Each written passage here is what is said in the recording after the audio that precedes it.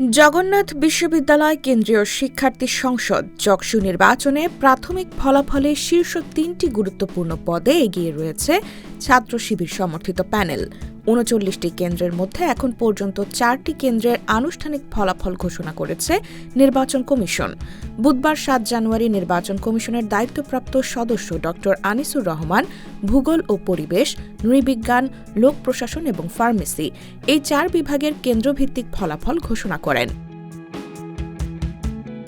প্রকাশিত ফলাফলে দেখা গেছে ভিপি, জিএস ও এজিএস এই 3টি গুরুত্বপূর্ণ পদেই ছাত্র শিবির সমর্থিত অদম্য জাবিয়ান ঐক্য প্যানেলের প্রার্থীরা এগিয়ে রয়েছেন। ভিপি পদে 4 বিভাগ মিলিয়ে ছাত্র শিবির সমর্থিত প্রার্থী রিয়াজুল ইসলাম মোট 428 ভোট পেয়েছেন। অপরদিকে ছাত্রদল সমর্থিত প্রার্থী রাকিব পেয়েছেন 394 ভোট। এই হিসাবে ভিপি পদে আপাতত এগিয়ে রয়েছেন রিয়াজুল ইসলাম। এছাড়া ছাত্র ফ্রন্টের প্রার্থী কিশোর সাম্য পেয়েছেন 17 ভোট।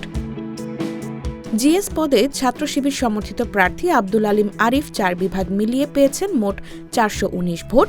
তার নিকটতম প্রতিদ্বন্দ্বী ছাত্রদল সমর্থিত প্রার্থী খাদিজাতুল কোবরা পেয়েছেন 206 ভোট। বাম ঘরানার প্রার্থী ইভান তাহসিফ পেয়েছেন 157 ভোট। এজিএস পদেও ছাত্র শিবির সমর্থিত প্রার্থী মাসুদ রানা এগিয়ে রয়েছেন। 4 বিভাগে তিনি মোট 408 ভোট পেয়েছেন। ছাত্রদল সমর্থিত প্রার্থী আতিকুর রহমান তানজিল পেয়েছেন 362 ভোট। এদিকে নির্বাচন কমিশন জানিয়েছে বাকি কেন্দ্রগুলোর ভোট গণনা শেষে চূড়ান্ত ফলাফল প্রকাশ করা হবে।